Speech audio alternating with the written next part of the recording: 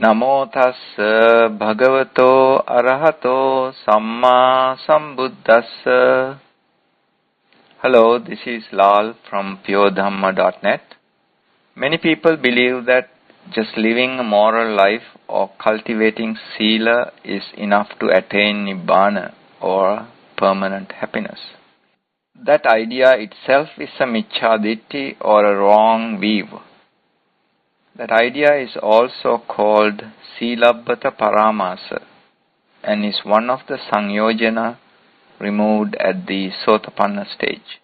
In the previous 4 desanas, we mainly concentrated on the first 2 suttas delivered by the Buddha, Dhammacakkappavattana Sutta and the Anatta Lakkhana Sutta.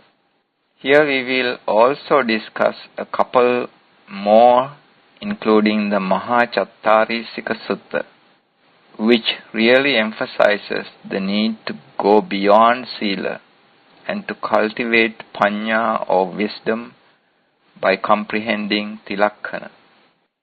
I have discussed the key ideas of the sutta in the post Mahachattārisika Sutta, Discourse on the Great 40.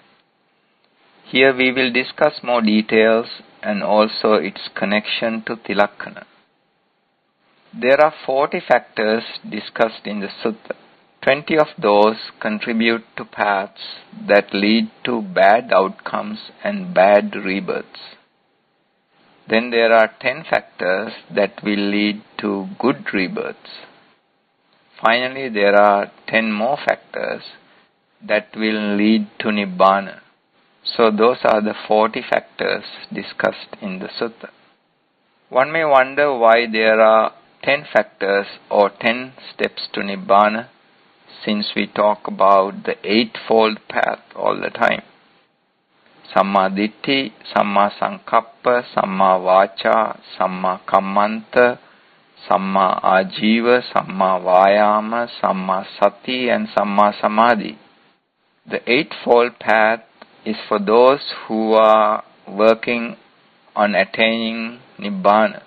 That includes everyone all the way up to the anagami stage. When one completes the Noble Eightfold Path, one gets to the Samma Jnana step, which then automatically leads to the step of Samma Vimutti, or the full release. So when one completes the Noble Eightfold Path and attains the arahanthood, then one has automatically completed all 10 steps. Now in the sutta, the Buddha starts off by saying that Samma Ditti is foremost about getting rid of wrong views about this world. Then he lists the 10 types of Micchaditti that we have discussed in several posts. These are the following wrong views. There are no karmic benefits in giving, that paying back debts is not necessary, that there are no benefits of respecting noble ones and also those with high moral qualities, there are no benefits of taking care of one's mother and father, that this world does not exist, that there is no paralava with Gadnabbas, and that there are no Opapatika or instantaneous births in other realms, and that there are no noble persons or yogis who can see past lives. If one has one or more of these ditthis or wrong views, then one is on the wrong path. When one removes all 10 types of micchaditti, one gets to samma ditti. Then the Buddha says in this sutta that there are 2 kinds of sammaditthi. One is mundane and still has cravings or asavas. The key point is that one cannot get rid of the cravings until one sees the anicca nature and cultivates the yathabhuta jnana, as we discussed in the last desana.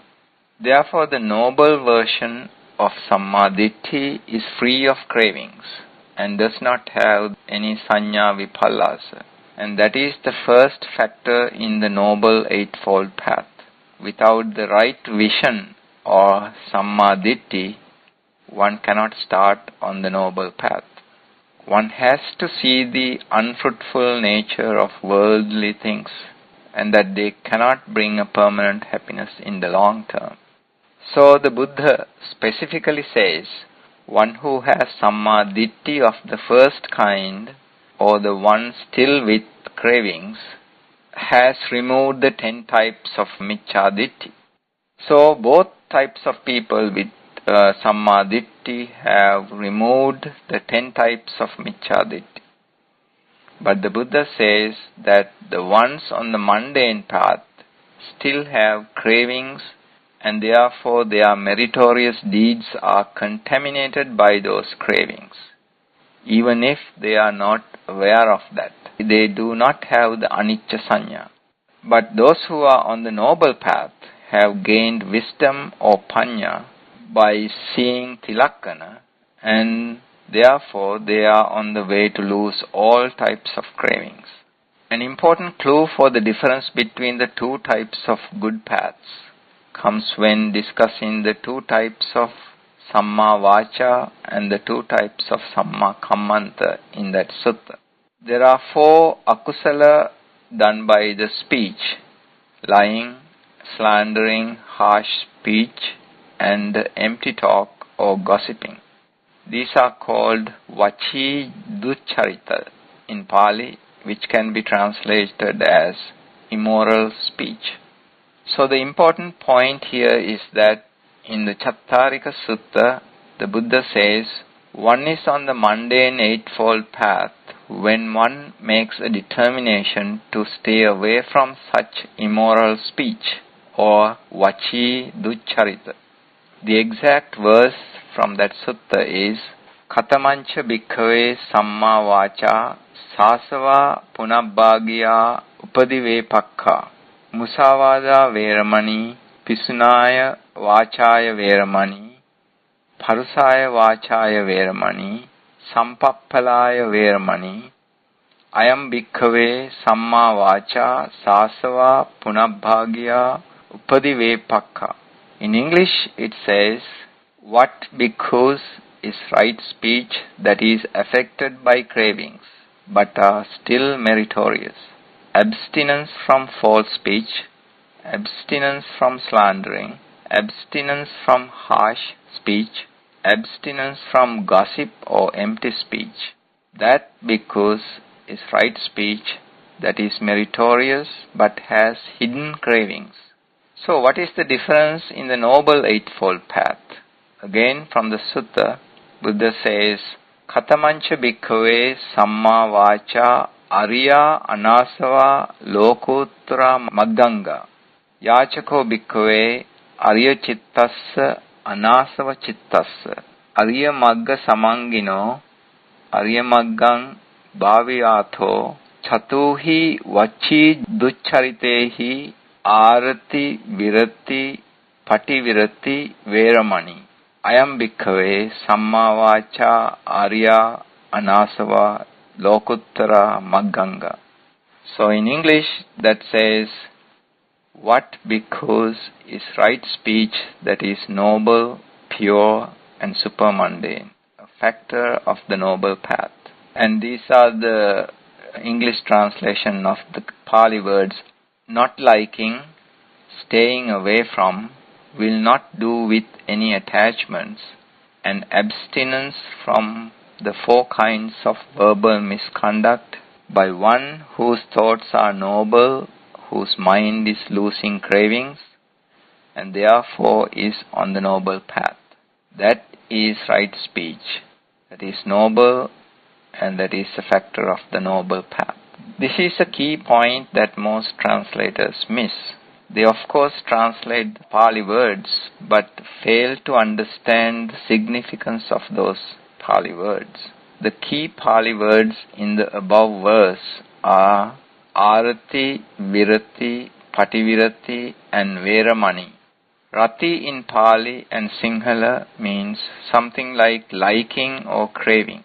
When one starts comprehending Tilakkana, one begins to see that Dasa Akusala as things to be afraid of. On the other hand, someone on the mundane path knows that they are bad but the real dangers of Dasa Akusala have not sunk into the mind. Arati is the first stage of seeing Adina or dangers in Dasa Akusala. Virati is the next stage, where it becomes even more clear. Both Arati and Virati are developed by a Sotapanna Anugami. One really breaks bonds or Sanyojana and gets to the Pativirati stage with the Sotapanna Phala moment. Pativirati means will not do with even a trace of liking.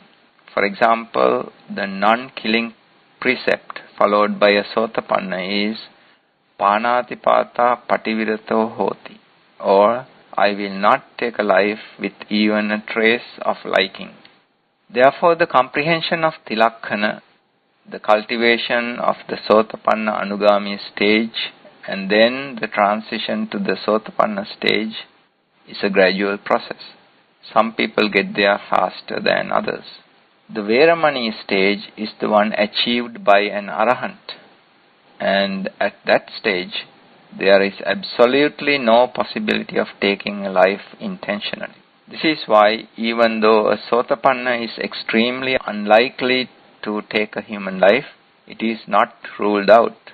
A Sotapanna is absolutely incapable of killing parents or an Arahant. Now there are some key deep issues as to how a Sotapanna is prevented from killing an Arahant, because one is not able to see whether another human is just a normal person or one with Magga Phala. I hope to discuss this at a later time when we have discussed enough of deeper Dhamma. Now going back to the Mahachattarisika Sutta, the other key point is that the word Veramani is used in the mundane version, if you noticed.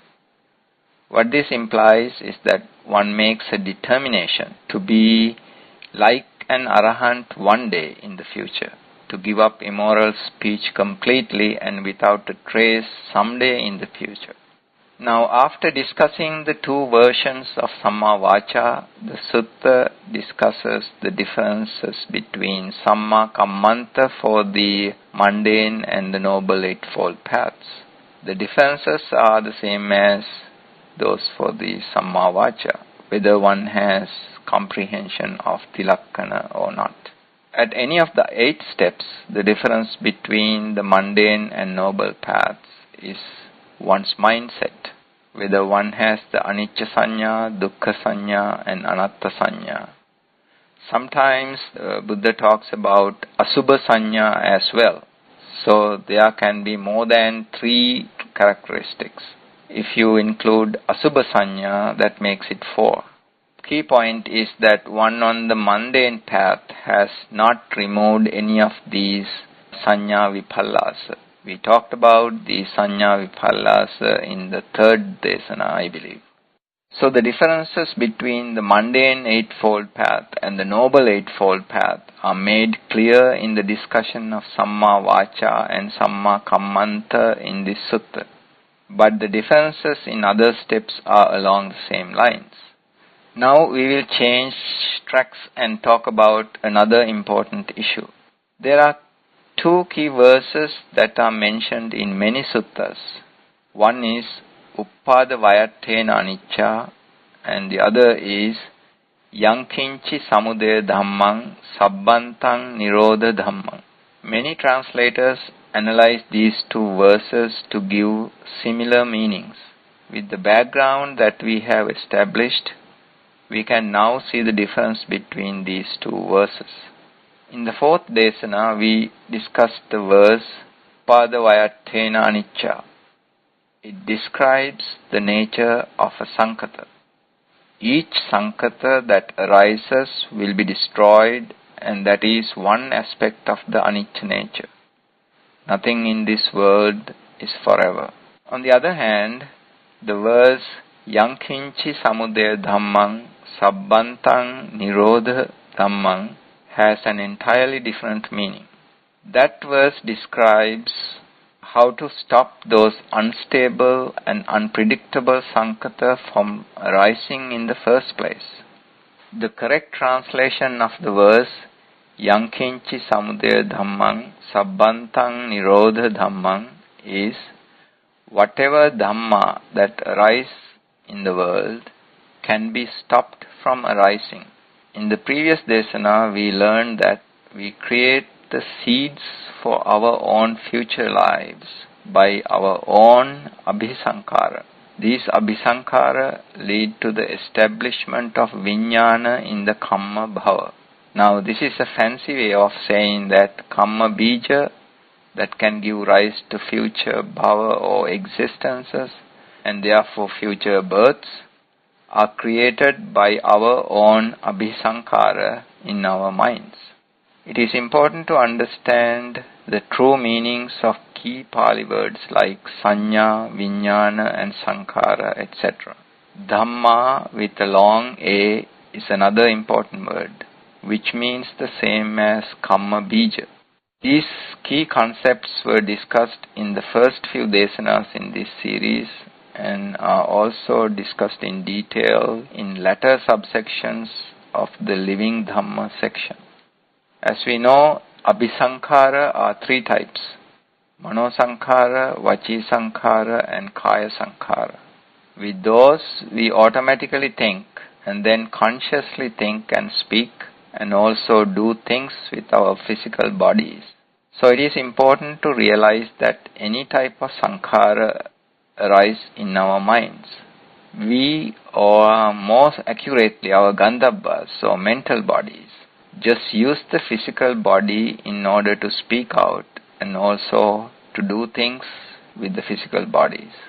Those dhammas are essentially kamma bija that are created in the sankhara paccaya vijnana and vijnana paccaya nama rupa steps in the paticca samuppada. Now if you don't really understand this point, you may want to go back and listen to the earlier desanas and also read relevant posts. Since we ourselves create those dhammas in our own minds, we can stop generating them too. This is the key to Nibbana. So now let us analyze the verse Yang kinchi samudaya dhammang sabbantang nirodha dhammang. Samudaya is the key word in this verse. Samudaya comes from two words, sun and udaya.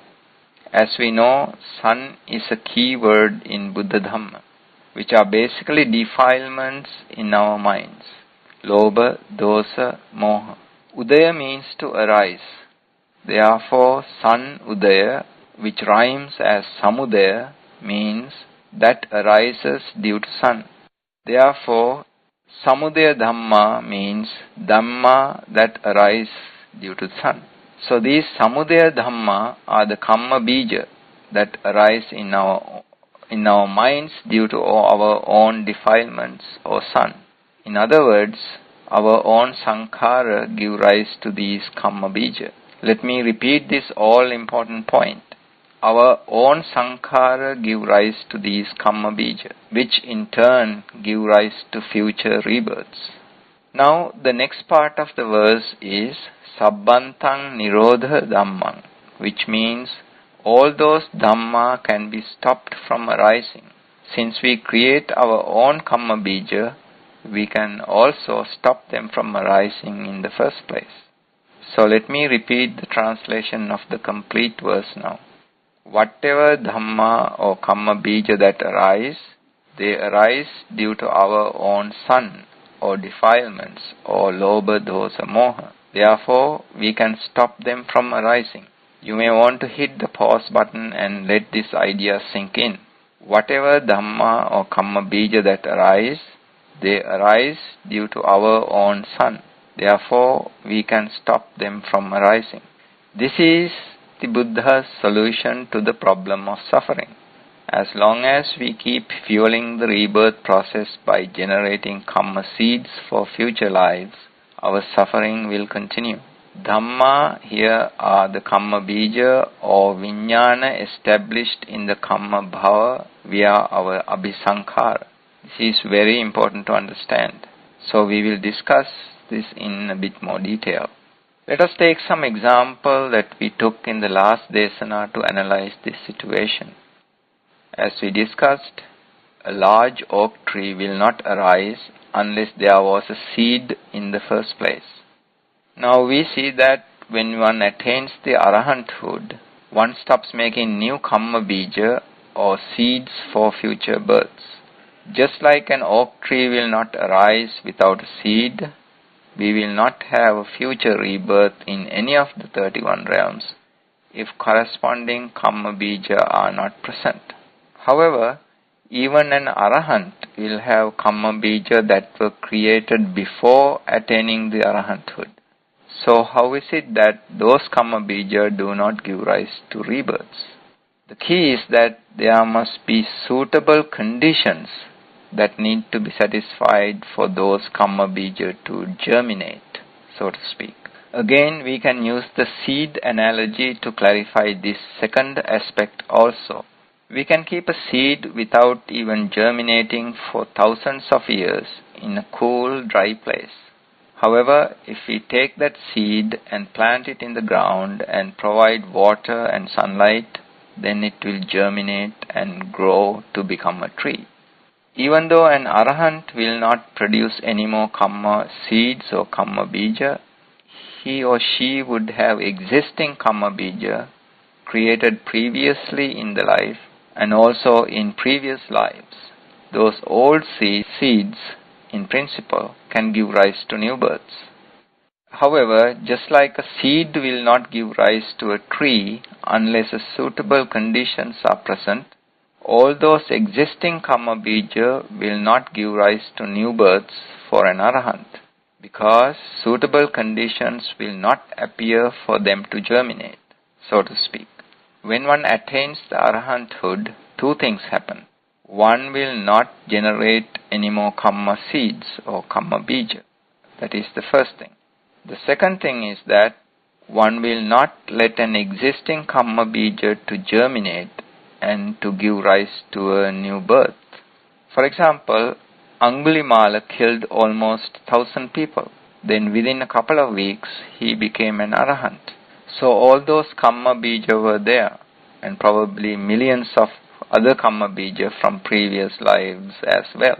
But he would not grasp a new bhava or one of those kamma seeds at the moment of death. The paticca samuppada will not get to the upadana paccaya bhava step, because he would not upadana anything in this world. In fact, there will be no akusala mula paticca samuppada cycle even initiated for an arahant. Therefore, even if millions of kamma seeds may be there, not a single one gets to germinate. Now we can see the full meaning of the verse, Yankinchi samudaya dhammang sabbantang nirodha dhammang. All dhamma that give rise to things in this world can be completely neutralized, so that arising of all sankata can be stopped. This means one's world can be stopped from arising. Of course, the world will be there after the parinibbana or death of an arahant, because there are an infinite number of living beings at any time powering the world, so to speak.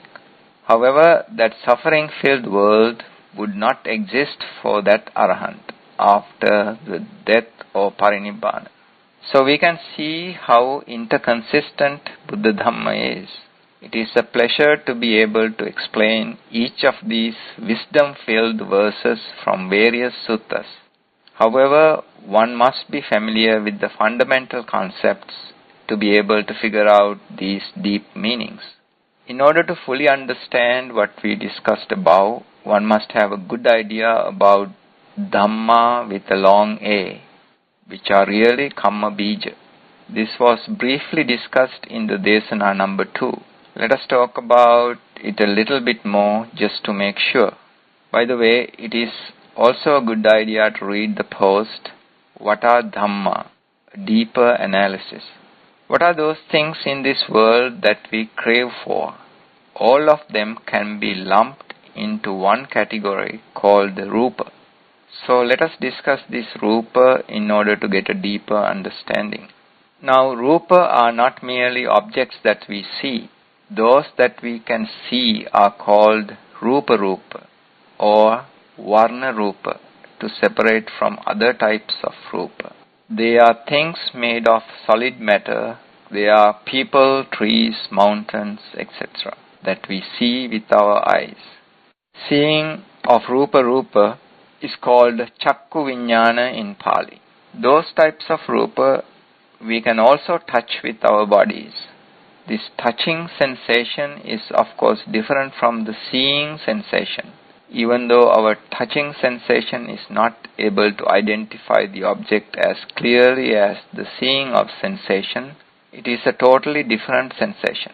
When we see something, we only get the mental input of what it looks like. But touching is physical contact with the body or kaya. We can feel the texture of the object.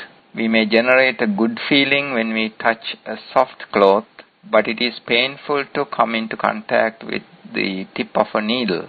Whatever we touch is called pottabba, and the touching sensation is called kaya vijnana in Pali.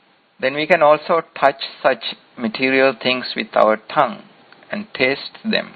This tasting of some types of rupa is called jivha in Pali. That is a different sensation than the touch with the rest of the body. We can feel whether something tastes good or not. This is called jivha vijnana in Pali. When we smell things, that is also by direct contact with solid matter, even though only very fine particles enter the nose and provide that smell sensation, which is called gandha vijnana in Pali. So we see that seeing is different from touching, tasting and smelling. In seeing objects, we don't make direct contact with the object. Light bounces off the object and come into contact with our eyes. Then an imprint of what the object looks like is registered in one's mind. Then there are sounds that we hear, which is called sota vijnana in Pali. Here again, our sense contact is indirect, like in seeing. When we hear a dog barking at a distance, that sound reaches our ears as vibrations in air. Therefore, all sense inputs to us via the 5 physical senses originate in a material object. Chakku vijnana or seeing arises due to a material object. Sound is emitted by a material object, whether it's a dog or a train. With our 5 physical senses, we experience the outside world that is made up of physical objects. In addition to those 5 physical senses, we also have a 6th sense faculty, which is unknown to science. This is the mana indriya located in the brain. What is detected by this mana indriya are called dhamma with a long A at the end. This is different from dhamma as in Buddha Dhamma. Dhamma are basically our memories and hopes and dreams for the future. Those dhamma that are detected by the mana indriya are also rupa, but which cannot be seen and therefore are called anidassana rupa. Just knowing that basic fact is enough for our discussion here, but those who want more information can read the post. What are dhamma? Those are rupa too. Those rupa that are detected by the 5 physical senses are in our physical world. Those things that we can see, hear, touch, smell and so on. Those dhamma that we detect with our mana indriya are in our manoloka, which is experienced by the mind via the mana indriya. You may want to read the post, Our Two Worlds, Material and Mental. All those 6 types of rupa, including dhamma, are called external or bahijja rupa. The only difference is that dhamma are rupa lying below the Suddhashtaka stage. They are just energies, not yet condensed to the Suddhashtaka stage. You can read about those details in the above post and other posts referred to in that post. We detect those 6 types of external rupa with the 6 types of internal rupa. We normally consider our eyes, ears, nose, tongue and the body as internal rupa that we used to see, hear, etc. However, while those physical sense faculties help us experience the external world, actual sensing is done by our mental body or the Gandhabba, which has 6 very fine rupa called Pasada Rupa created by karmic energy. So it's okay to take the combined 2 sets, the physical sense faculties and the set of Pasada Rupa to be our internal Rupa. As far as Rupa are concerned, there is nothing else in this world other than those 6 types of internal Rupa and the 6 types of external Rupa. This is important to understand. We use those internal Rupa to experience the 6 types of external Rupa and thereby to generate mental impressions of them. Those mental impressions are included in the 4 mental aggregates of Vedana, Sanya, Sankhara and Vijnana. So the Rupa Khandha give rise to the other 4 aggregates of Vedana, Sanya, Sankhara and Vijnana. Of course, the combination of internal and external Rupa belong to the matter aggregate or the Rupa Khandha. For now, let us just focus only on the Rupa Khandha. In the last desana, we discussed why all Rupa are called Sankhata. The word basically means something that arises because our Sankhara or due to our Sankhara. We discussed how Sankhara give rise to Sankhata in that desana. So I hope it is clear that Dhamma are Rupa and they are also Sankhata. They are created by the mind. In a way, they are the most important Sankhata because they are the ones giving rise to future rebirths. They are called Anidassanang Appatigan Dhammayatana Pariyapanna Rupang, or Rupa that cannot be seen or grasped or detected by normal means but can be detected only by the Mana Indriya. You may want to read the post Anidassana Vijnana, what it really means. That and other relevant posts discuss further the connection between Vijnana and Dhamma or Kamma Bija. So when one gets to these deeper levels, one starts seeing those deep connections, and that makes one joyful. There is no joy that can even come close to the joy of Dhamma, understanding the true nature of this world. It is at this point that one becomes joyful and not depressed about the possibility of getting away from this suffering-filled world. It is like a dense fog being melted away. One starts seeing the true nature. This is the Yatha Bhuta Jnana that the Buddha declared upon attaining the Buddhahood. I will just mention a few more verses that express these key ideas. For example, Venerable Sariputta, before becoming a bhikkhu, attained the Sotapanna stage when he heard the following verse from Venerable Assaji. Ye Dhamma hetu pabbava tesang hetun satagato aha tesanchayo nirodho evang vadi maha samano.